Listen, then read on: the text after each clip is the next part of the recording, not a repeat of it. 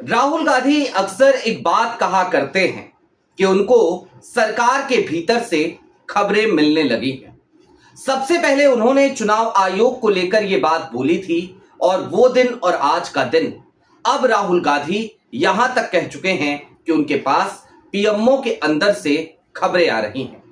उनके इस दावे को सुनकर कुछ लोग इस पर यकीन करते हुए तालियां बजाते हैं, तो कुछ राहुल गांधी के इस बात का मजाक भी उड़ाते हैं। कुछ लोग ये सोचते हैं कि राहुल हंसी ठिठोली कर रहे हैं, तो कुछ असमंजस में भी पड़ जाते हैं। लेकिन आज की तारीख में मैं आपके सामने जो सच, जो तथ्य लेकर आ रहा हूं, वो प्रधानमंत्री नरेंद्र मोदी को भी पता है। जी हां, यह बात सही है कि राहुल गांधी के पास पीएमओ के भीतर से खबरें आ रही हैं। यह बात भी सच है कि प्रधानमंत्री को इस बात की पूरी जानकारी है, लेकिन उसके बावजूद प्रधानमंत्री कुछ कर क्यों नहीं पा रहे। अब ये जो नहीं कर पा रहे हैं, राहुल के पास खबरें भी आ रही हैं, खबरें कौन दे रहा है, सारी बातें, सारी गुत्थी जरा इत्मीनान से सुलझाएंगे, क्योंकि मसला बड़ा गंभीर हो चला है। और प्रधानमंत्री नरेंद्र मोदी ने 2014 में बबूल का पेड़ बोना जो शुरू किया, अब उन्हें आम की उम्मीद हो चली है, लेकिन आम मिले तो भला कैसे मिले। नमस्कार, मैं स्वप्निल और आप मुद्दा देख रहे हैं। दोस्तों, आगे बढ़ें उससे पहले वही छोटी सी अपील। मुद्दा इन दिनों एक गंभीर आर्थिक संकट से जूझ रहा है।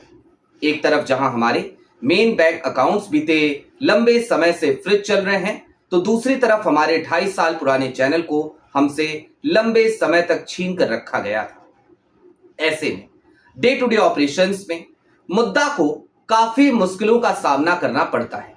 लिहाजा आपसे गुजारिश है, यदि आप चाहें तो स्क्रीन पर दिख रहे क्यूआर कोड या फिर कि नीचे दिख रहे यूपीआई नंबर्स के जरिए मुद्दा की छोटी छोटी मदद जरूर कीजिएगा, ताकि हमारी बेबाकी यूं ही बरकरार रहे।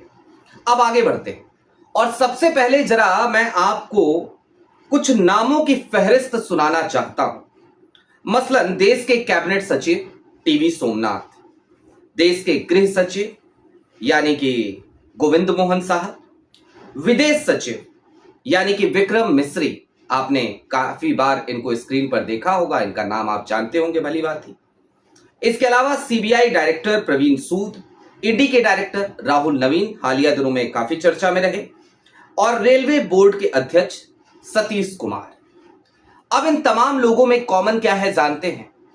इन तमाम लोगों में कॉमन है कि इन सभी को इस साल एक्सटेंशन मिला है, सेवा विस्तार मिला है। अब आप कहेंगे कि भला इनके सेवा विस्तार से राहुल गांधी के पास जाती हुई इंफॉर्मेशन का क्या कनेक्शन? तो मिलॉर्ड, सीधा कनेक्शन है, सीधा कनेक्शन। और उस कनेक्शन की तरफ चले, राहुल के पास जा रहे इंफॉर्मेशन की तरफ चले, उससे पहले यह समझ लीजिए कि प्रधानमंत्री नरेंद्र मोदी ने जो बोया था, वो उसी फसल को काटने के लिए मजबूर हो चले। प्रधानमंत्री के हाथ में कुछ भी बचा नहीं है। क्यों नहीं बचा है? क्योंकि 2014 में जब से सरकार बनी, तब से लेकर अब तक प्रधानमंत्री नरेंद्र मोदी की अपनी एक नीति रही, और वो नीति ये कि पसंदीदा अधिकारियों को बार बार एक्सटेंशन देना। उन अधिकारियों को, जिन अधिकारियों पर मोदी जी का बड़ा भरोसा है, अटूट भरोसा है, उन अधिकारियों को, जिन अधिकारियों से मनमाफिक काम करवाया जा सकता है। मसलन ये जो लिस्ट मैंने अभी आपके सामने पढ़ी, इनके बारे में आपको बता देता हूं। टीवी सोमनाथ का कार्यकाल अभी इसी 2026 अगस्त में बढ़ा है। 2027 तक वो इस पद पर रहेंगे। देश के सबसे ताकतवर व्यक्ति हैं ये, अगर ब्यूरोक्रेसी में देखा जाए। कैबिनेट सचिव है। इसके अलावा गृह सचिव, होम सेक्रेटरी अमित शाह साहब के मंत्रालय के गोविंद मोहन साहब, इनका भी टीवी सोमनाथ के साथ कार्यकाल बढ़ाया गया। ये भी 2027 तक अपने पद पे रहेंगे। विक्रम मिस्री जी को जुलाई में कार्यकाल बढ़ाया गया। ये जुलाई 2027 तक अब अपने पद पर बने रहेंगे। सीबीआई डायरेक्टर प्रवीण सूद को दूसरी बार एक्सटेंशन मिला है, ध्यान रखिए, दूसरी बार एक्सटेंशन, और ये मई 2027 तक अब अपने पद पर बने रहेंगे। राहुल नवीन को भी एक्सटेंशन मिला है 1 साल के लिए, तो ये 2027 तक अपने पद पर रहेंगे। और सतीश कुमार को दूसरा सेवा विस्तार मिला है, दूसरी बार मिला है, तो ये भी 2027 तक अपने पद पर बने रहेंगे। लेकिन जरा सोचिए कि अगर राहुल नवीन ही अपने पद पर बने रहेंगे बतौर ईडी डायरेक्टर, या फिर शुरुआत वहां से कीजिए टीवी सोमनाथ साहब से, कि टीवी सोमनाथ साहब अगर अगस्त 2027 तक बने रहेंगे अपने पद पर, तो टीवी सोमनाथ के जो सबऑर्डिनेट हैं, जो उनसे ठीक जूनियर हैं, जिनको उम्मीद थी कि टीवी सोमनाथ साहब जाएंगे तो मैं कैबिनेट सचिव बनूंगा, मैं उस कुर्सी तक पहुंचूंगा, उनका क्या? और फिर मान लीजिए उनका नाम मिस्टर ए है, तो मिस्टर ए के जो नीचे है मिस्टर बी, जिनको उम्मीद है कि ऊपर वाले साहब रिटायर होंगे, फिर मेरा नंबर, उनका क्या? तो जाहिर सी बात है कि ये सभी लोग लाइन में लगे रहेंगे और बिना कैबिनेट सचिव बने ही रिटायर हो जाएंगे, क्योंकि उम्र समाप्त हो जाएगी, नौकरी की जो अवधि है वो समाप्त हो जाएगी। एक आईएएस अफसर जब बनता है ना, तो उसका मकसद एसडीएम, डीएम, कलेक्टर ये बनना नहीं होता है।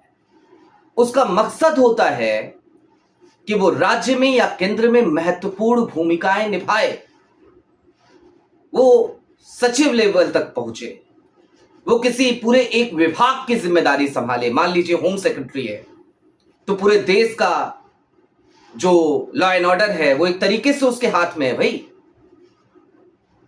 अगर वो प्रिंसिपल सेक्रेटरी है तो सोचिए वो कितनी बड़ी ताकत है भाई, सर्वोच्च पद है ब्यूरोक्रेसी का। तो एक आईएएस अफसर जब आईएएस बनता है तो वो इन पदों के लिए बनता है भाई, अपना 30 साल 35 साल लगाकर नौकरी में, उसके बाद जाकर के वो यहां तक पहुंचता है। उसे सेक्रेटरी लेवल तक पहुंचने में 17 साल लग जाते हैं, 17 साल, 16-17 साल लगते हैं। तब तक वो जिले जिले की खाक छानता है, कभी डीएम बनेगा, कभी कहीं कलेक्टर बनेगा, डीएम कलेक्टर इक्विवेलेंट ही होते हैं। फिर कहीं जाकर के कमिश्नरेट व्यवस्था है तो वहां पे उसको कमिश्नर बना दिया जाएगा। ये सब करके मतलब ये समझिए कि जिलों जिलों की, शहर शहर की खाक छानकर उसके बाद कहीं जाकर 16-17 साल, 18 साल, 20 साल जब वो खप लेता है, तब जाकर के उसकी जिंदगी थोड़ी सी सुदृढ़ होती है, वो सचिव लेवल तक पहुंचता है।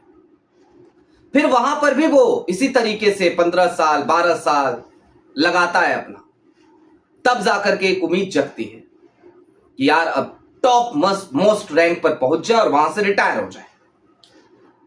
लेकिन वो हो नहीं पा रहा। और क्यों नहीं हो पा रहा? क्योंकि प्रधानमंत्री नरेंद्र मोदी की नीति ये हो चली है कि ना, मेरी आंखों के तारे तुम हो ना, मेरे सारे काम तुम ही करोगे, क्योंकि मैं उस पे कैसे भरोसा करूं, उस पे कैसे भरोसा करूं कोई एसआईआर कर देगा बताओ? अच्छा, उस पे कैसे भरोसा करूं कि ये वाली अगर फाइल भला थोड़ा सा इसमें इधर उधर करना हो तो वो कर देगा बताओ? अरे कहीं संविधान को ताक पे रखना हुआ और उसका जमीर जाग गया तो मैं क्या करूंगा बताओ? तो मोदी जी की समस्याएं ये हैं सारी। अब ऐसे में जो नीचे के अधिकारी हैं, राहुल गांधी की इस बार की इस बात को, और इस बार उन्होंने खुद कह दिया इस बात को कि अंदर रिवोल्ट चल रहा है। अब रिवोल्ट वो नहीं कर रहे जो मलाई खा रहे हैं, रिवोल्ट वो कर रहे हैं जो मलाई खाने की उम्मीद में बैठे हैं, लेकिन मलाई मिले तो मिले कैसे, और नहीं मिल रही है तो भैया एक काम करो, जल्दी हटाओ इनको। ये हटेंगे तो व्यवस्था थोड़ी ठीक होगी, और ठीक होगी तो हमारे हाथ में भी कुर्सी आएगी, हम भी कम से कम एक अच्छे पद पे पहुंच के वहां से रिटायर हो लेंगे। दूसरी बात दोस्तों, ये जो सेवा विस्तार है ना, इस पर अब ये हंसी मजाक से थोड़ा हट करके भी देखिए इस बात को ये जो बार बार एक्सटेंशन देने की प्रवृत्ति है, इससे भ्रष्टाचार बढ़ता है, इससे पारदर्शिता खत्म होती है, इससे लोकतंत्र पे संकट मंडराता है। ये तमाम खतरे हैं और ये बातें सिर्फ मैं नहीं कह रहा, ये बात बीते दिनों देश के तमाम आईएएस अफसरों ने एक मीडिया संबोधन किया और उसमें उन्होंने ये बातें कही। तमाम रिटायर्ड आईएएस आईपीएस अफसर उसमें मौजूद थे और बहुत सीनियर लोग थे, मतलब प्रमुख सचिव के पद से रिटायर हुए लोग भी थे। तो वैसी व्यवस्था को जन्म दिया है प्रधानमंत्री नरेंद्र मोदी ने। और ऐसे में इसलिए मैंने कहा ना कि मैं खुल करके बताऊंगा भी, और मोदी जी कुछ कर भी नहीं पाएंगे उन अधिकारियों का। अब करेंगे तो करेंगे क्या, क्योंकि सेवा विस्तार देना उनकी मजबूरी हो चली है और उन अधिकारियों को कहां फेंके। अब भाई वहां तक पहुंच गए हैं तो रखना ही है अपने पास, तो रखना पड़ेगा। जबरदस्ती रिटायर करोगे तो कितनों को करोगे, है ना मजे की बात। आपकी क्या राय है वो हमें कमेंट बॉक्स में जरूर बताइएगा और बिल्कुल निश्चिंत रहिए, राहुल के पास इंफॉर्मेशन सारी जा रही है। चलते चलते फिर वही अपील, चैनल पे नए हो सब्सक्राइब कीजिए और चाहें तो छोटी छोटी मदद मुद्दा की जरूर कीजिए। बहुत शुक्रिया।